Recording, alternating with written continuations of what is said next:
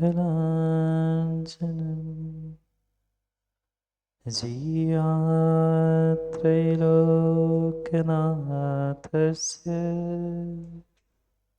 शासनं जिनशासनम् दृष्ट्वा जनान् लोकविकर्मबद्धा व्यस्तान् तो ज्ञानविवेकमन्दा नीतिं सुधाबिन्दुममुं ब्रवीमि लोकाक्षणेनानन्दं लभन्ता हरिहन्ताणं नमो सिद्धाणं नमो आयर्याणं नमो वज्रायाणं नमो सर्वसाहु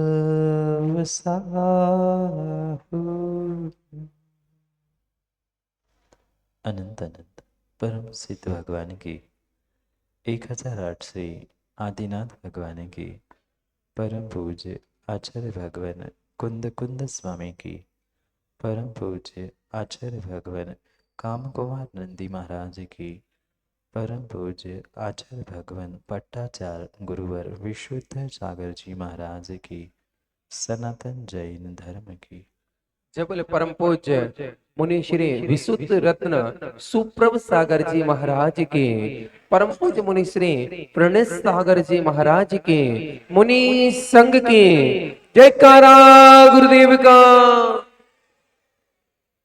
अंतर्देश वर्धमान स्वामी के शासन में हमसे विराजते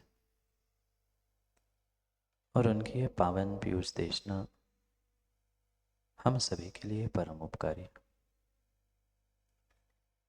अनादिकाल से हमारी इस आत्मा में जो जन्म जरा और मृत्यु रूपी लोग लगे, उन रोगों का उपशमन करने वाली कोई परम औषधि है तो वह एकमात्र यह जिनवाणी। भव्यात्माओं, इस संसार में अनेक अनेक प्रकार के जीव हैं। कोई तिर्यंज, कोई देव, कोई नारकी तो कोई मनुष्य बनता है। ये हर किसी को पता है कि ये जो भी गति, ये जो भी स्थान जीव ने प्राप्त किया है, कहीं न कहीं पूर्व कर्म के नियोग से ही उन्होंने इन गतियों को प्राप्त किया। और मात्र गतियों की ही अपेक्षा से नहीं, अपितु इस संसार में मनुष्य भी नाना भांति के, नाना प्रकार के देखने के लिए मिलते। जैसा जिसका स्वभाव होता है, जैसा जिसका परिणाम होता है, व्यक्ति बिल्कुल वैसा ही पहचाना जाता है। कोई सर्टिफिकेट, कोई लेबल, कोई आई कार्ड की आवश्यकता नहीं है कि व्यक्ति सच्चा धर्मात्मा है कि मात्र धर्म का ढोंग कर रहा है। इसको समझने के लिए, इसको बताने के लिए कोई कागज के टुकड़े की आवश्यकता नहीं। और धर्मात्मा तो दूर की बात है, कौन दुर्जन है कौन सज्जन है, ये किसी कागज के टुकड़ों से नहीं,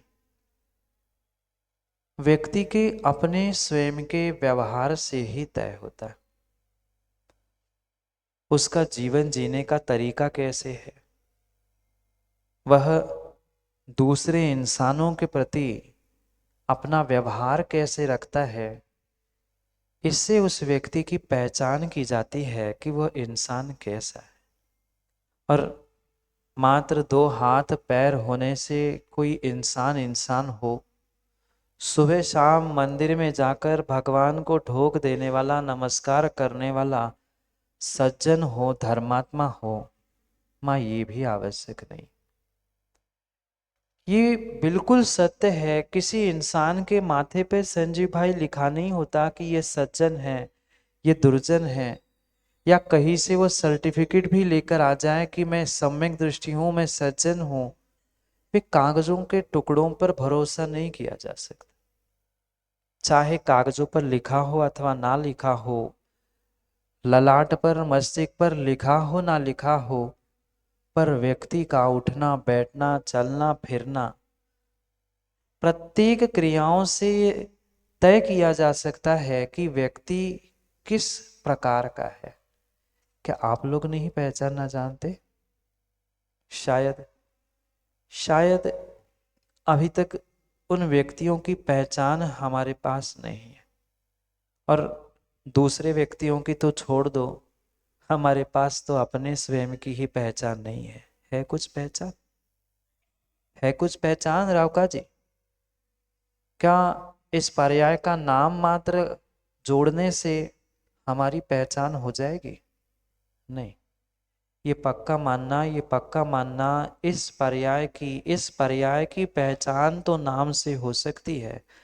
इस पर्याय की तो पहचान किसी नाम से हो सकती है, पर ये पहचान आपकी लंबे समय की पहचान नहीं है। नाम बदलते हुए भी समय नहीं लगता। माँ बदले कि नहीं नाम? शादी के पहले कुछ और बाद में सरनेम भी, और कई जगह तो नाम भी बदल जाते हैं। इस पर्याय में ही नाम बदलते हैं। फिर अनेकानेक पर्यायों में तुम्हारी पहचान नाम से कैसे संभव? किसी व्यक्ति, किसी वस्तु और किसी सामग्री की पहचान उसके नाम से नहीं होती। जिन जिन वस्तुओं को आप यहाँ उत्तर भारत में कुछ कहते हो, वही दक्षिण भारत में उसकी संज्ञा, उसका नाम कुछ अलग है। चाहे भोजन की सामग्री हो, चाहे अन्य कोई सामग्री हो, जहां आप अपनी यहाँ की भाषा में घी को घी कहते हैं, वही कहीं कर्नाटक में उसे तुप्पा कह के बुलाया जाता है। वस्तु वही थी, वस्तु वही थी, वस्तु के गुण वही थे, पर नाम और संज्ञा स्थान बदलते, समय बदलते, क्षेत्र बदलते बदलती है। जब वही पदार्थ जो प्रयोग में आ रहा है, दक्षिण भारत में कुछ कहा जाता है, उत्तर भारत में कुछ, पूरब में कुछ, पश्चिम में कुछ, जब वर्तमान में ही अनेक स्थानों पर उसके अनेक नाम, अनेक संज्ञाएं प्राप्त होती है, तो हे जीव, अपने बारे में भी तो कभी सोच कि तुमने भी आज तक कितनी सारी इस पर्यायों की संज्ञाओं को प्राप्त किया है। कितने सारे नाम आपने प्राप्त किए हैं बचपन में। चिंकू, पिंकू, टिंकू। क्यों वैभव भाई, काजू पसंद है ना? चिंटू। ये नाम तो पर्याय के हैं, कुछ मिनटों के, कुछ क्षणों के हैं। इन नामों से पहचान लंबे समय तक हो नहीं सकती। संज्ञा आज है कल नहीं है, पर्याय आज है कल नहीं है, नाम आज है कल नहीं है। जो बचपन में छोटू कह के बुलाया जाता था, आज कोई छोटू कह दे तो ऐसे लगता है अरे यार अब इतना तो बड़ा हो गया फिर भी छोटू कह रहे। ध्यान रखना, ये संज्ञाएं, ये नाम कुछ समय के लिए तो अच्छी लगती है और कुछ समय के लिए ही होती है, पर पहचान इन नामों से, इन संज्ञाओं से नहीं। हमें अपने पुरुषार्थ से कमाने की आवश्यकता है। क्योंकि नाम की संज्ञा तो मिनटों में और घंटों में बदल सकती है, पर जो काम करते हुए संज्ञाओं को प्राप्त करता है, उन संज्ञाओं को कभी बदला नहीं जाता, कभी बदला नहीं जाता। जिन्होंने वास्तव में वीरता के साथ अपने जीवन को जिया, वह महावीर महावीर ही बन के रह गए, भले ही उनकी पर्याय चली गई। आज समाज में ही कितने सारे चिंटू पिंटू, छोटू मोटू, पता नहीं कितने सारे नाम होंगे, है कि नहीं? एक नगर में नहीं, गिने चुने घर परिवार के सदस्यों में ही वे कई बार नाम रिपीट होते हैं, संज्ञा रिपीट होती है। ध्यान रखना, हमारी पहचान हमें मात्र नामों से नहीं करनी है, हमें अपनी पहचान अपने कर्तुती, अपने कामयाबी, अपने सफलता से करनी है। जितने जितने जीव अपने पर्यायों में सफल हो गए, उनका काम उन्होंने इतने इतने इतने उत्कृष्ट तरीके से किया, उन्होंने अपने जीवन को इस कदर जीने का प्रयास किया, उनका नाम लेते लेते ही संसार के काम बन जाते हैं। दो ही काम कर सकते हैं, दो ही ऑप्शन आपके पास है धीरज भाई, कि ऐसा ऐसा ऐसा काम जीवन में कर जाओ कि दुनिया तुम्हारा नाम लेती रहे, या ऐसा नाम कमा के ले जाओ कि तुम्हारे नाम से ही दुनिया का काम बन जाए। दोनों में से एक तो चुन लो, दोनों में से एक तो कर लो। समझ में नहीं आया? ऐसा काम कर जाओ, ऐसा काम कर जाओ कि तुम्हारे काम से तुम्हारे नाम की पहचान हो जाए, या फिर ऐसा नाम कमा लो जैसे तीर्थंकर ने, जैसे चक्रवर्ती ने नाम कमा लिया था अपने पुरुषार्थ से, उनके नाम से ही दुनिया के यूं काम बन जाते हैं। हमारी क्या पहचान, हमारी क्या पहचान, हमारी क्या पहचान? हम मात्र अपनी पहचान के लिए, अपने मान सम्मान के लिए लड़ते हुए मिल रहे हैं। ये ऐसा, वो वैसा, इसने ये किया, मैंने ये किया। ये कहने से कभी ज्ञानियों आपकी पहचान हो नहीं सकती। कल भी मैंने कहा था, जो काम कुमार नंदी महाराज कल हमें समझा रहे थे, ज्ञानियों रत्न हीरा कभी नहीं कहता कि मेरा 100 टके का मोल है। सज्जन पुरुष अपना पुरुषार्थ करता है, अपना कार्य करता है, अपने मुख से कभी अपनी प्रशंसा करता ही नहीं है, और दूसरा भी कभी प्रशंसा करते मिल जाए तो उससे भी कहते हैं कि भाई मैं प्रशंसा सुनने के लिए नहीं आया हूं, प्रशंसा मत सुनाओ। पर हमें तो कोई अच्छे गुणगान करने लग जाए माँ, तो हम तो ये कभी नहीं कहते कि बस हो जा। क्या कहते? और सुना, और क्या कह रहा था मेरे बारे में, और कौन क्या कह रहा था? जितना अच्छा, जितना अच्छा, जितना अच्छा कोई हमारी प्रशंसा करने में बोलता है, हमें उतना उतना उतना और अच्छा लगता है। जितना जितना माताओं मीठे का स्वाद नहीं आता है, उससे कई अधिक गुना स्वाद आपको अपनी प्रशंसा का आता है। बोलो हाँ, बोलो ना हाँ। थोड़ी सी कोई प्रशंसा कर दे, थोड़ी सी कोई प्रशंसा कर दे, और फिर वह गुण हमारे भीतर हो ना हो तो भी हमें लगता है कि खाने को मिले ना मिले, पर चार मीठे शब्द, चार प्रशंसा के शब्द कोई माइक से कह भर जाए कि बिल्कुल सही, तुम ही सच्चे धर्मात्मा, और तुम ही सम्यक दृष्टि हो, तुम ही सच्चे भक्त हो, फिर तो देखो कैसे फूल के कप्पा हो जाता है। उसे लगता है फिर तो संसार मेरे से, संसार का प्रत्येक व्यक्ति मेरे से छोटा ही है। ये सच्चे धर्मात्मा की, ये सज्जन पुरुषों की पहचान नहीं है, ये सज्जन पुरुषों की पहचान नहीं है। आज काम कुमार नंदी महाराज हमें इस नीति सुधा बिंदु के माध्यम से समझा रहे हैं कि पहचान करो, पहचान करो हमारे भीतर, अपने भीतर, स्वयं के भीतर। क्या मेरे भीतर दुर्गुण है कि सद्गुण है?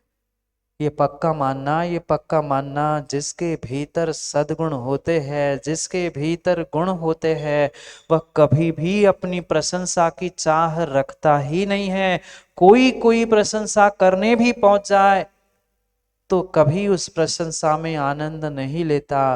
पर जो दुर्जन पुरुष होता है, वह गुण नहीं होते हुए भी कहीं ना कहीं मान सम्मान प्रशंसा के लिए ही जीने का प्रयास करता है। वह इतना सा काम करता है और इतना बड़ा नाम चाहता है। ये स्थिति सज्जनों की नहीं, दुर्जनों की बताई जा रही है। दोनों को एक साथ एक ही श्लोक में पिरोते हुए समझाए जा रहे हैं कि सज्जन वर्सेस दुर्जन, यानी सज्जन के विरुद्ध दुर्जन और दुर्जन के विरुद्ध सज्जन व्यक्ति की पहचान कैसी करोगे? क्या दोनों में अंतर होता है? दिखने के लिए दोनों के दो हाथ, दो पैर, एक मस्तिष्क, दो आंखें, एक नाक, दो कान, ये सब कुछ बहिरंग रूप बिल्कुल वही होता है। किसी के माथे पे लिखने की आवश्यकता नहीं है अमुक पुरुष सज्जन है, अमुक पुरुष दुर्जन है। उसका, उसकी व्यवहारिकता, उसका जीवन जीने का तरीका, उसके भीतर की इंसानियत, उसके भीतर की ईमान, उसके भीतर की ईमानदारी ही उसके लिए पहचान कराने के लिए पर्याप्त है कि कौन सज्जन है और कौन दुर्जन है। हमें भी तो अपने जीवन को नेक बनाने के लिए समझना होगा कि मैं तो कहीं दुर्जन नहीं हूं। क्या मेरे भीतर भी अनेक गुणों में से कुछ प्रशंसा सुनने के, मान सम्मान को प्राप्त करने के दोष तो नहीं प्रकट हो रहे? अगर अगर किंचित भी कहीं पहुंचकर हमें मंच, माला, माइक और सम्मान की भूख लगी है, ये पक्का मानना युवाओं, कहीं न कहीं अहंकार की परिणति हमारे जीवन को फेक कर रही है। फेक कर रही है। हमें फेक नहीं, नेक जीवन जीना है। लगभग 3.5 महीने होने को है जागे जी, 3.5 महीने होने को है। लगभग हम जीवन को नेक बनाने का प्रयास कर रहे हैं। अब तो कम से कम हम सोच ले, विचार कर ले, क्योंकि परीक्षा की घड़ी सामने है। परीक्षा की घड़ी सामने है, परीक्षा की घड़ी सामने है। हमें हमें आज तक क्या मिला, हमने जीवन में क्या प्राप्त किया? क्या हकीकत में हम सज्जन बनने का प्रयास कर रहे हैं? पुनः ध्यान रखना, पुनः ध्यान रखना, ये कोई जादू की छड़ी नहीं धीरज भाई कि ऐसे घुमा ली कि दुर्जन व्यक्ति सज्जन हो गया, सज्जन व्यक्ति दुर्जन हो गया, बुरा व्यक्ति अच्छा हो गया। ये कोई परी की कहानी नहीं है। ये कोई अलादीन का चिराग नहीं है जो घिस से सामने प्रकट हो गया और छू मंतर करके आपको ठीक कर लेगा। कम से कम हमें अपने दुर्गुणों की पहचान हो, हमें अपने सद्गुणों की पहचान हो, और दुर्गुण छोड़ते हुए सद्गुणों में बढ़ोतरी करने का पुरुषार्थ कर लिया तो भी पक्का मानना आप सज्जन बनने की ओर और इंसान बनने की ओर बढ़ रहे हैं। पर कितनी गलती का एहसास हमें होता है, कितने गलतियों का एहसास हमें होता है। हम अपने गलतियों को दूसरों पर थोपने के लिए तो तैयार होते हैं, पर अपनी गलती का हमें आज तक एहसास हुआ? शायद नहीं हुआ, शायद नहीं हुआ, शायद नहीं हुआ। अगर अगर गलती का एहसास हुआ होता, गलती का एहसास हुआ होता, तो हम पंचम काल में आते ही नहीं, आते ही नहीं हैं। यही यही सबसे बड़ा मेरा दुर्गुण है, यही मेरा सबसे बड़ा पाप का उदय है कि मैं इस खोटे पंचम काल में जन्मा हूं। खोटे पंचम काल में जन्मना यानी चौथे काल में गाली के भांति समझा जाता था। जैसे आज किसी को मिथ्या दृष्टि पापी कहने पर उसे दुख होता है, चौथे काल में अगर किसी ने कह दिया तो 5वें काल का मनुष्य बनेगा, तो वो फूट फूट कर रोता था। आज 5वें काल के मनुष्य खुश हो रहे हैं, आनंदित हो रहे हैं। देखो, मैं पंचम काल का ढोंगी, ए मतलब तथाकथित धर्मात्मा हूँ, मैं पुण्यात्मा हूँ। मत इतराओ अपने चुटकी भर पुण्य पर, मत इतराओ अपने चुटकी भर पुण्य पर। मैं पुनः कह दूं, जो पुण्य उदय में आ रहा है, जो पुण्य अमित भाई उदय में आ रहा है, वह आज जलकर अगरबत्ती के समान राख होकर प्राप्त हो रहा है। आगे के लिए हम क्या संजो रहे हैं? आगे के लिए, अगली पर्याय के लिए हम क्या कर रहे हैं? हमारी सज्जनता ही, हमारा व्यवहार कुशलता का गुण ही हमारे लिए बहुत बड़ा पुण्य देने वाला हो सकता है। श्रावक के कर्तव्य है पूजन करना, गुरु की उपासना करना, ये सब कुछ श्रावक के आवश्यक है। पर ये श्रावक के आवश्यक को, ये श्रावकों, ये श्रावक के आवश्यक, ये श्रावक के आवश्यक तभी फलीभूत हो सकते हैं जब तुम्हारे भीतर सबसे पहले इंसानियत, सबसे पहले सज्जनता प्रकट हो जाए। और सज्जनता तभी तभी तभी आ सकती है जब हमारे ऊपर किए गए उपकारों का हमें जिंदगी भर बोध होता रहे, जिंदगी भर बोध होता रहे। पिछली गाथाओं में तो ये सब बातें आचार्य महाराज ने समझा दी कि जो अपने ऊपर किए गए उपकारों को भूल जाता है, उसके जैसा पापी इस संसार में अन्य कोई नहीं है। कोई नहीं है माँ, एक चुटकी भर, एक चवन्नी नहीं। मैं तो कहता हूँ 5 पैसे का भी अजय जी किसी ने हम पर उपकार किया है तो उस उपकारों को हमें जीवन जीवन जीवन पर्यंत याद रखने की आवश्यकता है। क्योंकि सज्जन और दुर्जन की पहचान मुझे अपने भीतर करनी है। बहुत आसान है ज्ञानियों, बहुत आसान है दूसरे के जीवन में झांक कर, दूसरे के जीवन में झांक कर कौन सज्जन कौन दुर्जन ये तय करना फिर भी आसान है। पर अपने आप को पहचान लेना इस संसार में बहुत कठिन बात है। बहुत कठिन बात है। और वही समझना आज परम परम आवश्यक है। दूसरों को नहीं देखते ना, दूसरों के घरों में, दूसरों के जीवन में हम कितना कितना झांक के देखते हैं। कभी अपने जीवन में, अपने निज घर में भी तो झांक के देखे ना, हम में कितनी खोट है, हमारे भीतर कितने दुर्गुण हैं, हमारे कितने पाप हैं। ये पहचानने का प्रयास करो। मैं पुनः पुनः कह रहा हूँ, पुनः पुनः कहता हूँ, रातों रात कोई दुर्जन सज्जन नहीं होता, रातों रात कोई पापी भगवान नहीं बनता। पर ये भी कान खोलकर ध्यान रखना, कोई कोई कोई भगवान भगवान नहीं बनता। कभी न कभी वह भगवान भी पहले पाप कर्मों से युक्त था और वही पापी पुण्यात्मा धर्मात्मा बनते हुए भगवान बनता है। क्या भगवान पारसनाथ, भगवान महावीर स्वामी की जीवनी हम नहीं जानते? उनका चरित्र भी पढ़ा है। जिनका निर्वाणोत्सव मनाएंगे वे महावीर जन्म से उस पर्याय में तो महावीर थे, पर क्या हर पर्याय में उन्होंने भगवत्ता प्राप्त की थी? नहीं।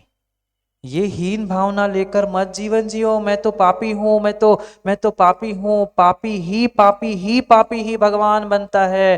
अंतर इतना है, पापी को पुरुषार्थ अधिक करना पड़ता है, पर पापी ही मिथ्या दृष्टि ही सम्यक दृष्टि बनकर, अंतरात्मा बनकर परमात्मा बनता है। माँ भोजन बनाते आप लोग? बोलो ना, कल से नहीं पूछने आऊंगा, कल से नहीं आऊंगा पूछने, फिर भी पूछ लेता हूँ, भोजन बनाते आप लोग? अच्छा कि कच्चा? कम से कम भोजन बनाते समय तो याद आ जाए, कोई पूछने वाला भी था कि कच्चा कि अच्छा। कच्चा बनते बनते अच्छा बन लगना। भोजन बनाते हैं ना माँ? रोटी बनाते हो आप लोग?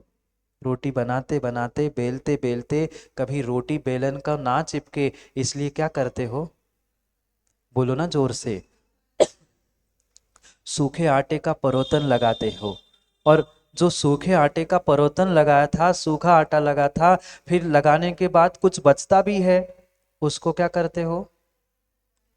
उसको क्या करते हो? फेंक देते हो? गाय को देते हो? कुछ अगर ऊपर ऊपर ही बचा है तो उसका पुनः प्रयोग करते हो? स्वयं के लिए नहीं, प्रयोग तो किया, कचड़े में तो नहीं फेंका।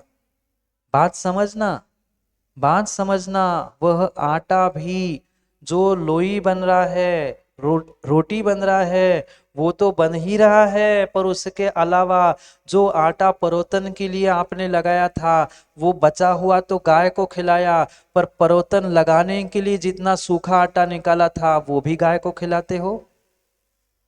नहीं आया प्रश्न समझ में? आपने एक कटोरी भर आटा निकाला, उसमें से कुछ लिया, परोतन लगाया, उसमें बचा हुआ वो तो गाय को खिलाया, पर कटोरी भर निकाला हुआ फिर क्या किया? उसको अलग रख लिया। पुनः कभी ना कभी तो प्रयोग में आएगा ना।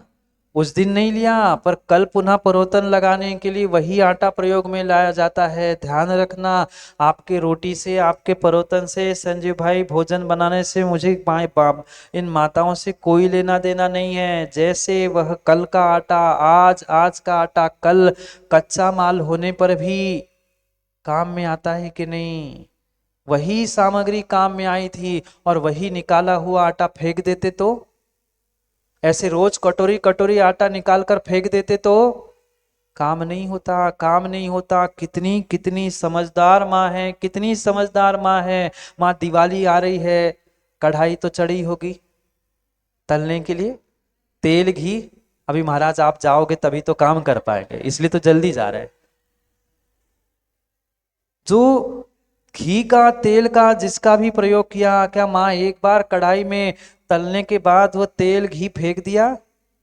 देखना कितनी समझदार माँ है, एक बार नहीं, दो बार नहीं, चार चार बार वह तेल घी आटा सबका कहीं ना कहीं उपयोग कर लेती है। ऐसे ही जब ये कच्चा माल कभी ना कभी आने वाले समय में पक्का बनता है, ज्ञानियों ये ध्यान रखना, आज का पापी, आज का मिथ्या दृष्टि ही जीव कभी ना कभी सम्यक दृष्टि अंतरात्मा और परमात्मा बनता है।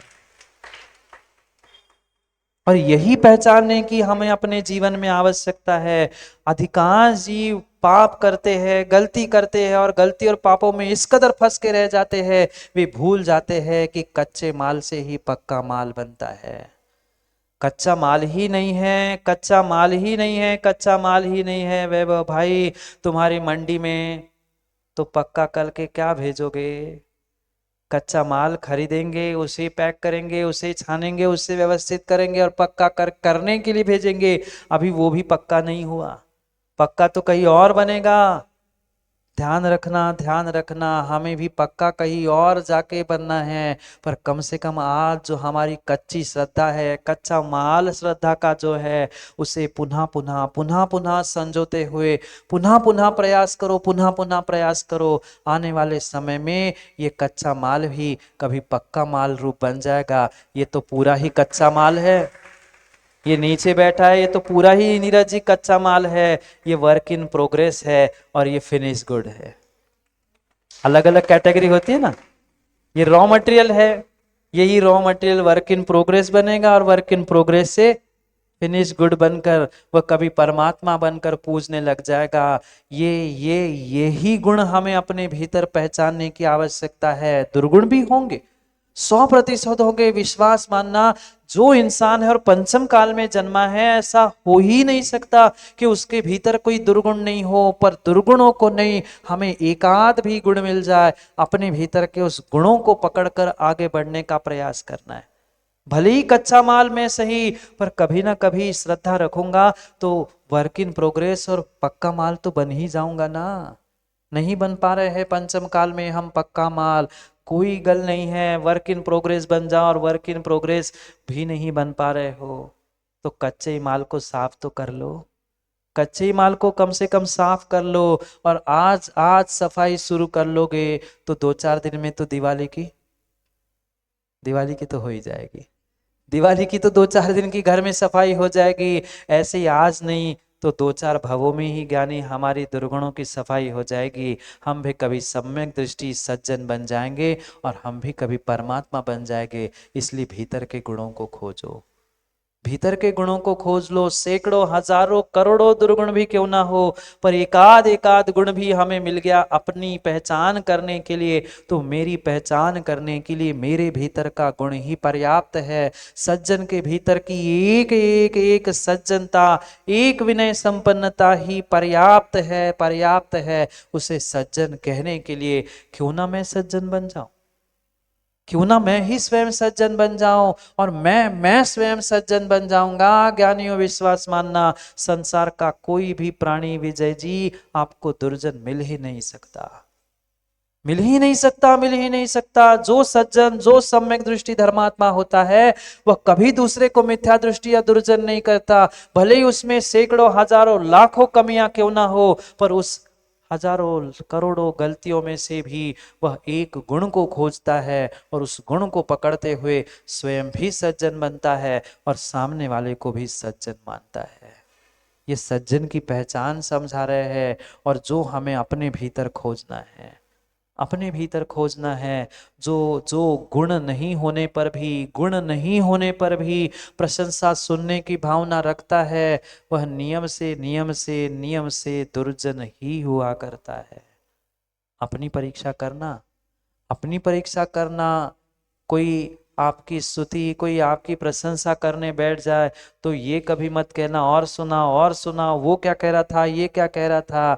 अगर ऐसी प्रशंसा सुनने की भावना है, कहीं ना कहीं विकथाओं में उलझने की अगर हमारी भावना है, विकथा जानते हैं ना, चोर कथा, भोजन कथा, ये विकताएं कही जाती है जो पाप का आश्रय करती है।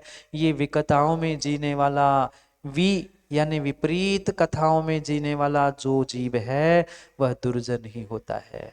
आप लोग थोड़ी करते, वे कथा नहीं करते ना माँ मंदिर में आके, इसके बहू ने क्या किया, उसकी बेटी ने क्या किया, पूरी दुनिया भर की पंचायत मंदिर में ही होती है। भले ही भगवान के सामने नहीं होती, नीचे चबूतरे पर बैठ के तो वही बातें होती है, वही बातें होती है। ये विकता, ये विकता सज्जन का काम नहीं है। अरे कथा ही करनी थी तो देवशास्त्र गुरु की कथा करते, कथा ही करनी थी, चर्चा ही करनी थी, मौन नहीं रह पा रहे थे, बोलने की, बक बक बक बक करने की आदत ही है। तो यही कहते हैं हम पूजन शिविर में क्या सीख के आए, हम ध्यान में क्या सीख के आए, हमने यहाँ क्या पढ़ा, ये बातें करते हो। रेसिपी भले ही बताएंगे कि तुम्हें आज दिवाली में ये बनाना है, हमने ऐसे बनाया था, वहां से वो सामग्री लाई थी, यहाँ से वो खरीदना, ये तो चर्चा हो जाएगी। ये भोजन कथा विकथा है, दूसरे की राग द्वेष की कथा भी विकथा है। इनसे बचना ही सज्जन पुरुष का काम है। ना अपनी प्रशंसा, ना दूसरे की निंदा, ये पहली पहचान है सम्यक दृष्टि सज्जन पुरुष की। हम तो निंदा नहीं करते ना किसी की, हम तो किसी की निंदा नहीं करते ना, आज तक किसी की निंदा नहीं की ना जीवन में। अपने आप से सही सही बताना, मुझे मत बता, मुझे कहने की आवश्यकता नहीं है। कितनों की कितनों की कितनों की आज तक हमने खुले खुले खुले दिलो दिमाग और एक खुले स्थानों से निंदा करने का प्रयास किया। माँ किसी की भी बुराई हो, छोटे से छोटे बच्चे की, किसी इंसान की भी बुराई हो, बुराई तो है, निंदा ही तो है। सज्जन पुरुष किसी की बुराई, किसी की निंदा नहीं करता, वह ना दूसरे की निंदा सुनता है, ना स्वयं की प्रशंसा सुनता है। हम तो महाराज प्रशंसा भी अपनी सुनना चाहते हैं और दूसरे की बुराई भी। दो कान नहीं, चार कान होते तो और अच्छे, ऐसे बड़े कान करके। वो कुत्ते को देखा कभी, थोड़ा सा कहीं से आवाज आती उसके ऐसे लटके कान ऐसे हो जाते, ऐसे किसी की बुराई बस सुन जाए दीवार को कान लगा के सुनते, हाँ क्या हुआ,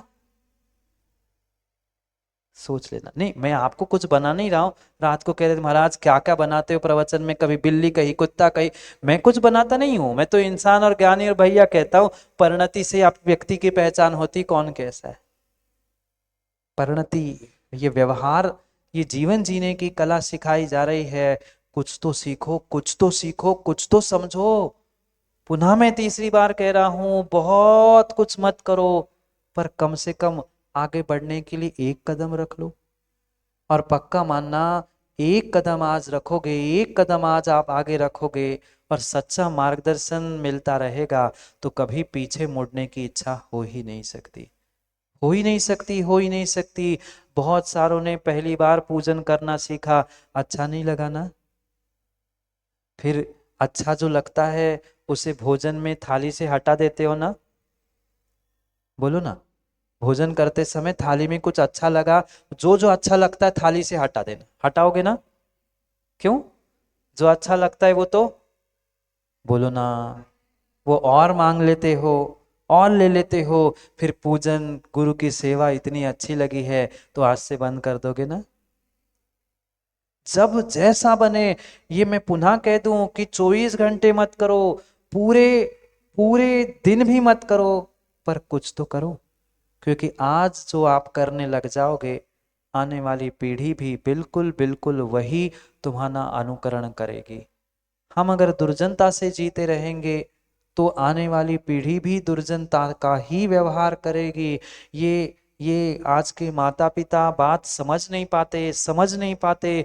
आप बच्चों के सामने, बच्चों के साथ जैसा जैसा व्यवहार करोगे ना, माता पिताओं बुजुर्गों ध्यान रखना, वे आने वाले समय में तुम्हारे साथ भी वैसा ही व्यवहार करेंगे, बिल्कुल तुम्हारे साथ वैसा ही व्यवहार करेंगे। एक जगह की सत्य घटना है संजीव जी। एक पिता स्वयं अपने बेटे को, छोटा सा था बेटा, छोटे से बेटे को, 5-6 साल का था, दरवाजे पर बैठते थे, बहुत ठकराश चलती थी कि मेरे जैसा कोई नहीं, अहंकार में चूर चूर थे। और जो जो व्यक्ति सामने से, घर के सामने से निकलता था, उस बच्चे को उन्होंने सिखा के रखा था, बेटा ये आए तो इसको ऐसी गाली देना, ये आए तो ये जोर से बोलना, अब वो कुछ कह नहीं सकते, छोटा सा बालक है। लड़ने आए तो कह देता था अब मैं क्या करूं, छोटा सा बालक है, वो कुछ भी बोल सकता है। उसको लगभग लगभग 2-4 साल बचपन में पिता ने क्या सिखाया, इसको ऐसी गाली दी जाती, इसको ऐसा कहना है, इसको ये बोल दो, इसको वो बोल दो। अब बचपन के संस्कार, माँ बचपन के संस्कार बचपन के ही होते हैं, वह जीवन तक नहीं भूले जाते। ऐसा दिन ऐसा दिन ऐसा दिन उस पिता को देखने के लिए मिला। अब उनका स्थान बदल चुका था, पहले देहात में रहते थे, लोग आते जाते मिलते थे। अब नए बंगले में, नए गांव में, नए शहर में पहुंचे थे, वहां तो आदमी भी देखना रोडों पे मुश्किल हो जाता है। ऐसे स्थान पर वह बेटा, पिता और पूरा परिवार पहुंच गया। अब बोलो गाली किसको देगा। अब गाली देने की सुबह सुबह आदत हो गई थी, माँ बोलो बेटा गाली किसको देगा। सुबह उठकर जाके पहले आधा घंटा पूरा लेक्चर गालियों का पापा को सुनाता था, और फिर उस परिवार की सुप्रभात और गुड मॉर्निंग होती थी। ये पक्का मानो, तुम भले ही ये सोचो कि बच्चे छोटे हैं, पर भाई छोटा सा बालक भी जानता है कि तुमने क्या अच्छा क्या बुरा, क्या गलत क्या सही किया। आचार्य ने तो इतना तक युवाओं लिखा है, किसी त्रियंच के सामने भी गलती से पाप मत कर लेना। त्रियंच के सामने भी, वो संगी हो अथवा ना हो, पर उस पर भी वैसे आपके पाप के संस्कार होते हैं। क्यों निर्ग्रंथ मुनिराज कहीं शुद्धि के लिए जाते हैं, मल विसर्जन करने के लिए जाते हैं, क्यों एकांत खोजते हैं। वे तो दिगंबर थे, पर फिर भी कोई कोई शरीर की क्रिया, कोई पाप भी किसी त्रियंश किसी बालक के सामने करोगे तो हमेशा हमेशा के लिए उनके दिलो दिमाग में यही बैठा रहता है, हमारे तो मम्मी पापा महाराज लड़ते ही रहते हैं। हाँ, कई बच्चे आते हैं, रोते हैं फूट फूट कर, महाराज क्या करूं, घर में रहने की इच्छा नहीं है। हमेशा जब देखो दोनों की तू मैं चलती है बच्चों के सामने। ठीक है बर्तन है बजेंगे, पर कम से कम दरवाजा बंद करके बजाओ, पड़ोसियों को और बच्चों को सुनाई तो ना दे। पर हमें लगता है हम तो जो है सो है, ऐसे ही जीते आए हैं। ये जीवन जीने की कला सीखना बहुत आवश्यक है, क्योंकि आज तक जीवन ढोते ढोते ढोते आए हैं। अब ढोना नहीं है, उसे फेंक नहीं, नेक बनाना है। तो परस्पर के व्यवहारों को भी हमें सुधारना है, सुधारना है। और तभी तभी संभव है जब हम अपने जैसा ही अपने साथी को भी इंसान माने, अपने घर परिवार के, अपने मित्रों के, अपने साथ रहने वालों को भी हम इंसान माने। यही सच्चे सज्जन पुरुष की पहचान है, जो बगल वाले को भी अपने समान मानता है।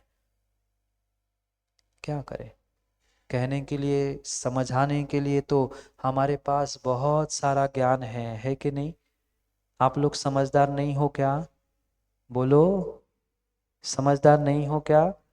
बहुत समझदार है दूसरों को समझाने के लिए। कोई आए तो सामने फिर बता रहे कैसे ना समझ है, कोई कह के बताए मुझे ना समझ, फिर समझा रहे उसे। उनको समझाने के लिए तो समझदार है, पर अपने आप को समझाने के लिए हमसे बड़ा कोई ना समझ नहीं, हमसे बड़ा कोई ना समझ नहीं है। इसलिए अपने भीतर पहचान करो, अपने भीतर पहचान करो। क्या मैं अपने किए उपकारों को भूलकर, जैसे अनेकानेक स्वार्थी जीव इस संसार में दुर्जन बनकर घूम रहे हैं, क्या मैं भी ऐसे दुर्जनों की श्रेणी में आना चाहता हूँ। नहीं, नहीं, मैं अपने आप को सज्जन बनाना चाहता हूँ, मैं अपने आप को सज्जन बनाना चाहता हूँ। इसलिए विकताओं को छोड़कर, स्वार्थीपने को छोड़कर, उन बुराइयों को सुनना छोड़कर, आत्म प्रशंसा को सुनना छोड़कर कुछ हटके करना चाहता हूँ, कुछ अच्छा अपने जीवन के लिए करना चाहता हूँ। क्योंकि क्योंकि सज्जन पुरुष कभी कभी अपनी मिथ्या प्रशंसा को सुनता ही नहीं है। और ये पक्का मानना, बात इतनी सी होती है, बात इतनी सी होती है, और पहुंचते पहुंचते होती है ना, बिना मिर्च मसाले के बाद माँ पहुंचती कहाँ है। भोजन भी बिना मिर्च मसाले का अच्छा नहीं लगता, और दूसरे की बुराई भी मिर्च मसाले के बिना अच्छी नहीं लगती। क्या जीवन का तरीका है, क्या जीवन का तरीका है आप लोगों का।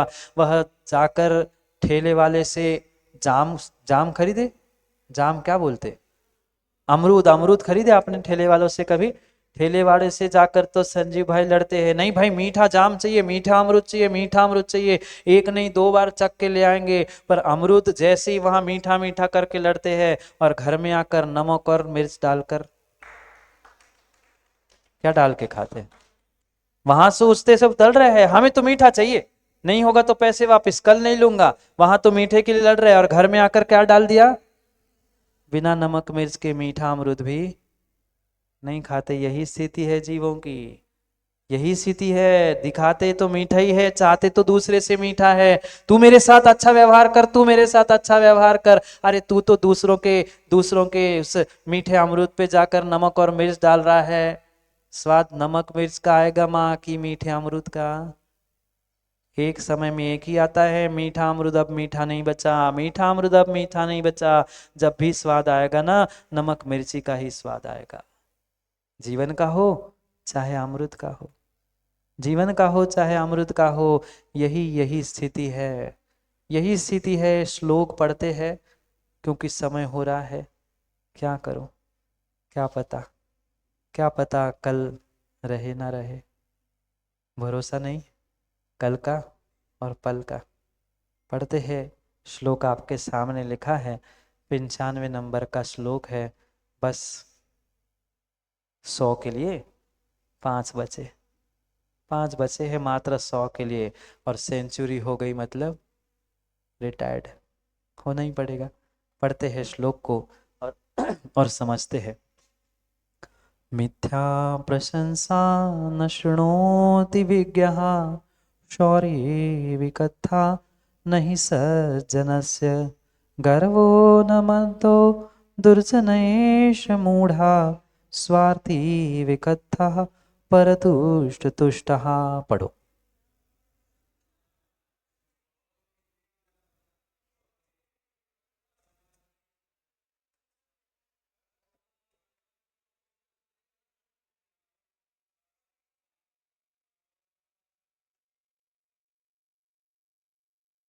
विज्ञ, विज्ञ यानी सज्जन पुरुष, ज्ञानी पुरुष, समझदार पुरुष। आप हो ना, आप सभी हो ना? अभी तो कह रहे थे हम समझदार है, अब समझते हैं कितने समझदार है। पहचान बता रहे हैं समझदार सज्जन ज्ञानी पुरुष की। मिथ्या प्रशंसा न शृणोति विज्ञ, जो सज्जन समझदार पुरुष है वह कभी अपनी मिथ्या प्रशंसा नहीं सुनता, कभी अपनी प्रशंसा, कभी अपनी प्रशंसा नहीं सुनता। शौर्य विकता नहीं सज्जनस्य, वह कभी भी मिथ्या प्रशंसा पराक्रम के समय पे भी नहीं सुनता। अच्छे से अच्छे शौर्य कार्य में भी क्यों ना जाए, पर फिर भी कभी वह मिथ्या प्रशंसा नहीं सुनता।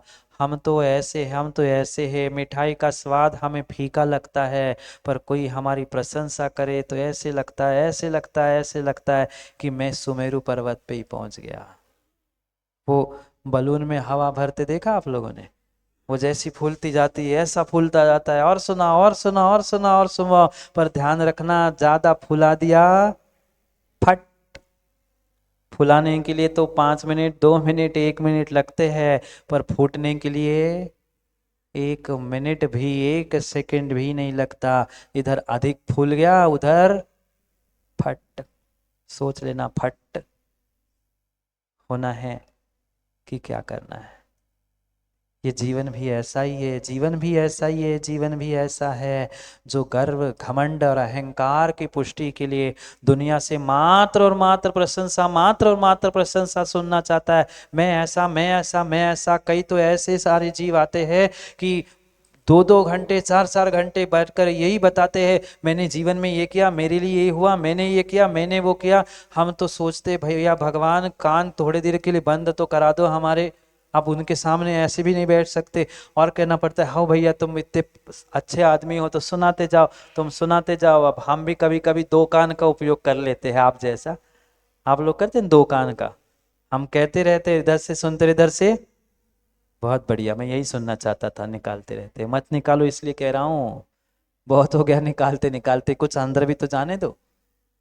अंदर जाने दो। कभी मिथ्या प्रशंसा, कभी मिथ्या प्रशंसा।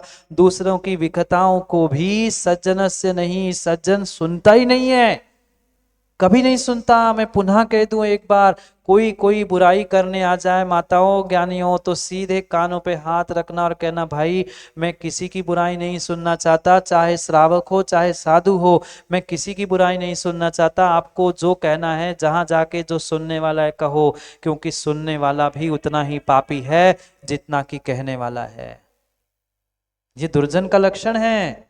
जो दूसरे की निंदा में प्रसन्न होता है, अपनी प्रशंसा में प्रसन्न होता है, वह दुर्जन है। गर्वोन मंदो दुर्जन एष मूढ़ा, स्वार्थी विकत्ता पर तुष्टि तुष्टा। दूसरों को दुख देने में जो संतुष्ट होता है, दूसरों को परेशान करने में, दूसरों की मजा लेने में जिसको मजा आती है ना, वही संसार का सबसे बड़ा दुर्जन है। मत लो दूसरों की मजा, मत लो दूसरों की मजा, क्योंकि दूसरों की मजा लेने के चक्कर में तू अपनी जिंदगी की मजा छोड़ रहा है। मत करो दूसरों को, मत करो दूसरों को दुखी, क्योंकि दूसरों को दुख दोगे तुम्हारे जीवन में नियम से दुख और कष्ट स्थापित हो गए। ये दुर्जन की पहचान नीचे कह रहे हैं। ऊपर सज्जन को बता दिया, नीचे दुर्जन को बता ले। गर्वो, घमंड में जीने वाला, वह अहंकारी, अहंकारी, वह उन्मत्तो, उन्मत्त होता है। मंदो नहीं पढ़ना वहां, मदो नहीं है, उन्मदो, उन्मत्त हो जाता है। सीधी सी बात है, जो अहंकार में अपने आप को बड़ा समझता है वो तो उन्मत्त होगा ही होगा। क्या रावण को नहीं देखा? उन्मत्त हो चुका था, सब कुछ मेरे पास, मैं सब कुछ कर लूंगा, और घमंड के कारण उन्मत्त हुआ। वह दुर्जन एष मूढ़ा, वही सबसे बड़ा मूर्ख है। वह भूल जाता है कि गलती मैं दूसरे के लिए नहीं कर रहा हूं, गड्ढा दूसरे के लिए नहीं खोद रहा हूं, मैं अपने आप के लिए गड्ढा खोद रहा हूं। जो भी गड्ढा खोदने वाला है, जो भी बुराई करने वाला है, ये ध्यान रखे, ये ध्यान रखे, तो दूसरे के लिए गड्ढा तो खोद रहा है ज्ञानी, पर दूसरे के लिए गड्ढा खोदने के लिए पहले तुम्हें गड्ढे में उतरना पड़ा, फिर तुम बाहर आओगे, फिर दूसरे को गड्ढे में डालोगे। यही सत्यता है। आज का कोई कहते महाराज जी आज को गड्ढे में जाने की आवश्यकता ही नहीं, आज तो हम क्रेन से ही गड्ढा कर लेते हैं। पर क्रेन की कम से कम सूंड तो नीचे गई थी, कुछ ना कुछ तो नीचे गया था, तभी तो वो गड्ढा हुआ था। चाहे दूसरे के लिए गड्ढा करो, हे मूढ़, दूसरे के लिए गड्ढा करने से दूसरा गड्ढे में गिरे अथवा ना गिरे, पर तुम्हारी कभी ना कभी गड्ढे में गिरने की स्थिति होगी होगी। स्वार्थी, एक एक दृष्टांत दे रहे हैं। उस दुर्जन की प्रशंसा करते हुए कह रहे हैं, वह घमंडी, वह उन्मादी, वह मूढ़, वह स्वार्थी, जिसको किए गए उपकारों की कीमत नहीं, ऐसा स्वार्थी, विकथा, मात्र विकथाओं में, मिथ्या प्रशंसाओं में उलझकर अपने आप को बहुत बड़ा मानते हुए दूसरों को दुख तुष्टा, दूसरे को दुख देने में ही आनंद मानता है। क्या करे, दुर्जन की स्थिति नरकों में वही होने वाली है। इसको काटो, इसको मारो, इसको पीड़ा दो। नरकों में होता क्या है? नरकों में यही होता है।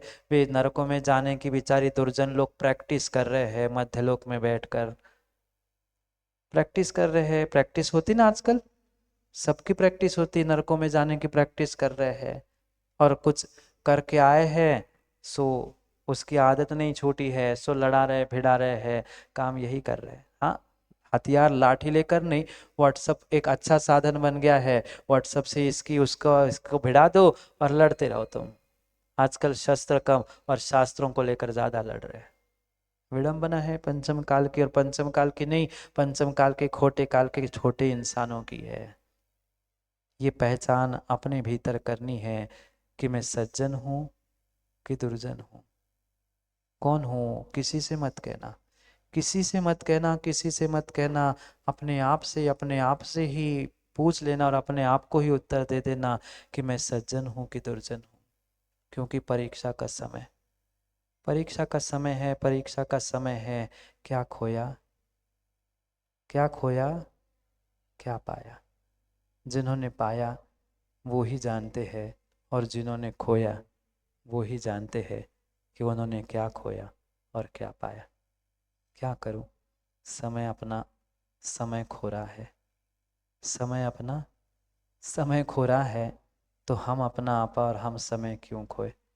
ये जो समय का पुरुषार्थ, समझने का पुरुषार्थ जो हम सब ने किया है, यही हमारे जीवन को नेक बनाने वाला है, यही हमारे जीवन को नेक बनाने वाला है। और क्या करूं, अंतिम पड़ाव में है, तो बात तो वही कहनी पड़ेगी जो हमारे लिए आचार्यों ने बताई है। यही जीवन की परम परम सत्यता है, यही जीवन की परम परम सत्यता है। जहाँ संयोग वहाँ नियम से माँ वियोग भी होता है। जो आता है उसे जाना भी होता है। ये संसार का, प्रकृति का ही नियम हुआ करता है। दुर्जन जाता है तो सज्जन आता है, और सज्जन आता है तो दुर्जन चला जाता है। ये ध्यान रखते हुए जीवन जीने की ऐसी कला, ऐसी व्यवहार कुशलता जीवन में प्राप्त कर लो, जो दूसरों के दुखों को दूर करते हुए अपने आप को भी और उनको भी सुखी बनाने का प्रयास करे।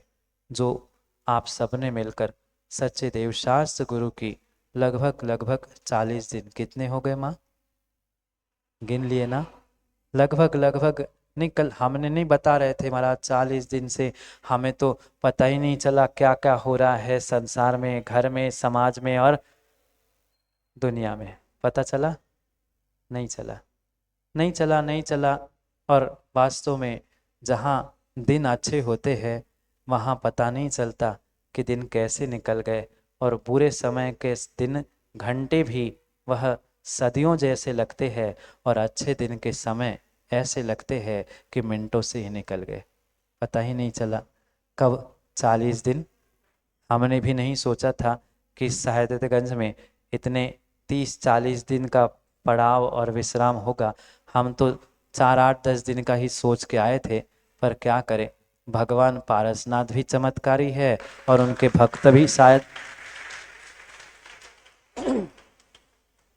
उनके भक्त भी शायद चमत्कारी है कि कुछ दिन के लिए आए हुए साधु संघ को आपने इतने दिन तक रोकने का प्रयास किया। ये आप सभी का सातिशय पुण्य का ही उदय था कि जो इस 2024 वर्ष में उदय में आया है, जो सबने मिलकर साधु संघ की सेवा वैयावृत्ति करते हुए अपने जीवन के लिए कुछ सीखने समझने का प्रयास किया है। वास्तव में वह आपका पुरुषार्थ स्तुत्य है, प्रशंसनीय है। पर सभी युवाओं ध्यान रखना, सभी युवाओं ध्यान रखना, जितने यहाँ हैं वे तो सुनना ही, जो नहीं है उन तक भी वैभव भाई बात पहुँचा देना। इतना इतना इतना ध्यान रखना, जो हमने सुना है समझा है उसे ऐसे ही जीवन में हम स्वीकार करते हुए आने वाली पीढ़ी को आगे देने का प्रयास करें। क्योंकि मैं तो बुजुर्गों से भी यही कहना चाहता हूँ, और विशेष करके माताओं से भी यही कहना चाहता हूँ कि माताओं, समय आने पर अपना अपना पदभार, अपनी व्यवस्था आने वाली पीढ़ी को सौंपनी होगी। ये धर्म की परंपरा, धर्म आयतनों की व्यवस्था अगर हम ही नहीं समझेंगे, तो आने वाली पीढ़ी को अपने सामने नहीं सिखाएंगे, तो वह कब, कहाँ और कैसे सीख सकती है। ऐसा पुरुषार्थ हो, ऐसा पुरुषार्थ हो जो हमने यहाँ लगभग लगभग 40 दिनों में सीखा है, वह हमारे जीवन तक, अगले जीवन तक और आने वाले कई जीवन तक हमारे जीवन को नेक बनाने के लिए काफ़ी हो। ऐसा ही पुरुषार्थ आने वाले समय में पुनः पुनः हमें करने का प्रयास करना है, क्योंकि समय हो गया है। पता नहीं पुनः कब, कहाँ, कैसे, वो गीत है ना वैभव भाई, क्या पता कब कहाँ फिर मुलाकात। ये तो पता है हम जहाँ वहाँ आप हो सकता है आ जाए, पर आप जहाँ वहाँ हम आ पाए, क्या पता, क्या पता। कोई भरोसा थोड़ी है, ना पर्याय का ना परिणामों का। कहाँ गए संयोजक जी? अच्छा, पीछे डराने खड़े हो गए क्या? कोई बात नहीं, हमने तो जागे जी यही सोचा था कि लगभग लगभग जब चतुर्मास शुरू हुआ, मध्य तक पहुंचा, शिविर हो गया, तो एक भाव आया था, बता दूं क्या? रहने दो, समय हो गया, जाना है सबको, समय हो गया ना, बता दूं? नहीं रहने दो, बता दूं, बता दूं नहीं तो पेट दर्द करने लगेगा, ज़्यादा पेट में नहीं रखा जाता ना। अपनों से तो कहना ही पड़ता है, किससे कहेंगे, अपनों से नहीं कहेंगे तो किससे कहेंगे। 60-65 दिन तो संजय भाई ऐसे लग रहा था कि लखनऊ आए हैं, पता नहीं क्या होगा, कैसे होगा, पुनः क्या होगा, और आने वाले और 40-45 दिन जो बचे कैसे होंगे, क्या होगा, निकलेंगे कि नहीं निकलेंगे। क्योंकि बहुत सारी जो कर्म है तो वो तो उदय में आएंगे, वैसे निमित्त वैसे सब कार्य होते जाएंगे, पर लगभग पर्युषण तक, और पर्युषण के क्या, अभी अभी तक हम तो यही सोच रहे थे कि शायद लखनऊ पुनः, शायद लखनऊ, शायद, क्योंकि लखनऊ वाले भी बुलाने वाले नहीं और हमारा तो कहीं से कहीं विचार ही नहीं था। तो अभी तक तो ऐसे ही लग रहा था, पर 8-15 दिन से ऐसा थोड़ा थोड़ा, कह दूं, ऐसा थोड़ा थोड़ा लग रहा है कि शायद, शायद, अभी शायद कह रहा हूँ, शायद ऐसा लग रहा है कि जैसे जैसे जैसे चंदन बाला ने रोते हुए पुनः महावीर को बुलाया था, हो सकता है लखनऊ वाले बुलाए ना बुलाए, लखनऊ वाले बुलाए ना बुलाए, पर मुझे विश्वास है सादतगंज के पारसनाथ और उनके भक्त तो शायद पुनः बुला ही लेंगे। और ये भी पक्का है कि गौतम ने बुलाया था तो महावीर आए थे, चंदना ने पुकारा था तो महावीर आए थे। तो फिर हम तो पंचम काल के हैं, अभी तो बहुत सारों के चौके भी खाली है, किस्मत भी खाली है। अब देखते हैं कब कहाँ कैसे किस्मत खुलती है। इसलिए पहले तो पक्का निर्णय था जागे जी कि आप तो आना ही नहीं है, पर हो सकता है आपका पुण्य, आपका पुरुषार्थ, क्योंकि अभी तक तो फ्री की रेवड़िया, कोषाध्यक्ष, फ्री की रेवड़िया खाली है। अब पुरुषार्थ करोगे तो बहुत कुछ मिलने की संभावना है, क्योंकि मुझे विश्वास है जो चमत्कार पारसनाथ भगवान का है वही चमत्कार यहाँ के भक्तों में भी प्रकट हो जाए। ऐसी भक्ति, ऐसी भक्ति, ऐसी भक्ति कर लो जिससे नहीं होने वाला काम भी सहजता से हो जाए, क्योंकि भक्ति में ऐसी ऐसी ऐसी शक्ति होती है कि वह सब कुछ बदलने की शक्ति रखती है। इसलिए माताओं, चंदना बन जाना, चंदना बन जाना, और सोच लेना, विचार कर लेना। अभी तो एक एक दिन के ही मौका मिला है, किसी को तो शायद वो भी नहीं मिला है। इसलिए सोच लेना, विचार कर लेना, और पुरुषार्थ भी कर लेना। जो सीखा है, जो समझा है, उसे जीवन में उतारने का प्रयास करना। और मैं तो विशेष करके सादतगंज वालों से ही इसलिए कह रहा हूँ, बाकी लोग कहेंगे कि महाराज उनको क्यों कह रहे हो, क्योंकि धीरज भाई जिन्होंने पाया, अब तुम भी इन्हीं परिवार के भले ही रहने दूर चले गए हो, पर कहीं ना कहीं जो सुनने समझने के लिए यहाँ बैठा है वह वास्तव में वह भक्ति से भरा हुआ परिवार का ही सदस्य है। और इन सभी से मैं यही कहना चाहता हूँ, मात्र सुप्रभ सागर के लिए नहीं, इस लखनऊ की धरा पर कोई दिगंबर मुनिराज, कोई आर्य का पेची कमंडल धारी आ जाए तो सादतगंज वालों ध्यान रखना। अभी बुरी बात तो हो जान दो, फिर बजाओ ताली, पहली ताली बजाने लग दो। बंद करना है क्या? रहने दो, बंद कर लेता हूँ। नहीं, तालियां दो प्रकार से बजती है, जल्दी तो बंद करो, ऐसा तो नहीं है? ऐसा है तो बंद कर देता हूँ। ऐसा है क्या? मैं कह रहा हूँ कम से कम, कम से कम, कम से कम सादतगंज लखनऊ की एक ऐसी भूमि, ऐसी धरा, ऐसा मंदिर, ऐसा स्थान हो कि इस भारतवर्ष के कोई भी दिगंबर मुनि, कोई आर्य का, कोई पिछी कमंडलधारी को यहाँ से सम्मान प्राप्त किए बिना कभी जाने नहीं देना। सम्मान का अर्थ आप जैसी माला तिलक नहीं, उनके लिए मात्र माताओं आहार विहार और निहार की व्यवस्था करना। तुम्हारी ये सादतगंज की भूमि वह विदेह की भूमि से भी बहुत श्रेष्ठ हो जाएगी, क्योंकि पंचम काल में चलते फिरते भगवान इन दिगंबर मुनियों के अलावा कोई नहीं होते। और जिस धरा पर उनका बहुमान सम्मान आदर सत्कार अतिथि संविभाग के रूप में होता है, वो ही भूमि महान होती है। क्योंकि ऐसी भी महानगरों की भूमियां हैं जहां नीरज जी कुएं का पानी भी देने के लिए मशीन खराब हो जाती है। जिनकी किस्मत खराब है उनकी मशीन तो वैसे ही खराब होगी ही होगी। इसलिए अपनी किस्मत खराब ना करते हुए, अपने भाग्य को संजोते हुए समय पर नहीं आओगे ना, क्या पता पुनः जिनवाणी इस सभागार से सादतगंज में कब कहाँ कैसी होगी। क्योंकि बहुत सारों ने बहुत सारी बातें बताई, बहुत सारी। अभी मैंने थोड़ी आशीर्वाद दिया है, महाराज के एक को तो आ गया, आपने कह दिया, सबने कह दिया, अभी विचाराधीन है। देखते हैं, आज ही हाँ कह देंगे प्रणत सागर जी तो ये 2 दिन आएंगे, नहीं 2 दिन आएंगे, पुरुषार्थ करेंगे। फ्री में रेवड़ी तो सादतगंज में बट रही थी, अब वहाँ खरीदने के लिए कौन कौन आता है, कितने सेवा करने आते हैं, देखता हूँ, फिर निर्णय करता हूँ कि आना है कि नहीं आना है। कौन अपने बच्चों को, अपनी भावनाओं को जागृत करता है। थोड़ी परीक्षा भी तो होना ज़रूरी है ना माँ, फ्री में मिल जाए फिर उसकी क्या कीमत है। वैसे ही 4-5 बार जितनी बार आए सादतगंज में, बिना पुरुषार्थ और बिना ही मेहनत के आए हैं, तो आपने श्रीफल चढ़ाया, महाराज की भी भावना है, सबकी भावना है, पर आप पुरुषार्थ करोगे तो दीपावली जैसा वह दीपोत्सव का समय भी आपको मिलने की अभी संभावना है। हाँ नहीं बोला बेटा, हम महाव्रती है, हम बोल के फंसते नहीं हैं, और बोलते हैं तो करते हैं, करना है उतना ही बोलते हैं। समय पर समय की बात समझने के लिए पुनः मिलते हैं। सभी को पुनः पुनः बहुत बहुत आशीर्वाद है। जो हमने सीखा, जो हमने सीख समझा, उससे जीवन में ऐसा ही चरितार्थ करने का प्रयास करना, क्योंकि समय साहित्यगंज का अब तो आज पक्का ही हो गया। रोज तो थोड़ा हिंट करते थे, पर आज तो पक्का ही हो गया है। समय जाओ। वैभव खड़े हो गए थे, नहीं जाना, आज तो दुकान भी है, सीजन भी है सबका। माँ कढ़ाई चढ़ानी है, जाओ, नहीं जाना, जाओ, समय हो गया है।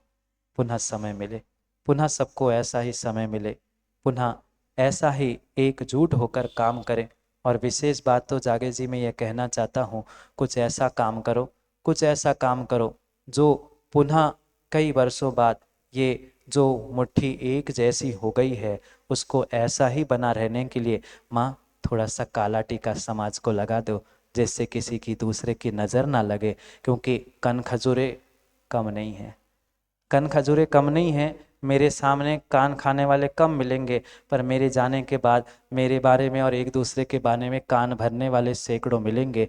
पर युवाओं, माताओं, अपने कानों को, अपनी श्रद्धा को, अपने हृदय को, बुजुर्ग को पक्का बना लेना। क्योंकि कन खजूरे की बातों में आओगे, जो मुट्ठी बनी है वो मुट्ठी बिखरने में समय नहीं लगेगी। इसलिए माँ नज़र ना लग जाए, काला टीका समाज को लगा देना कि भाई जो हम पुनः एक हुए हैं, ऐसी ही ताकत बनकर रहे, तो हमारा जीवन, हमारी समाज, हमारा जिन शासन, हमारे सच्चे देवशास्त्र गुरु आने वाले समय में सुरक्षित रहेंगे। समय पर समय की बात के लिए पुनः समय पे मिलते हैं, क्योंकि समय पे किया गया काम समय को दिलाता है।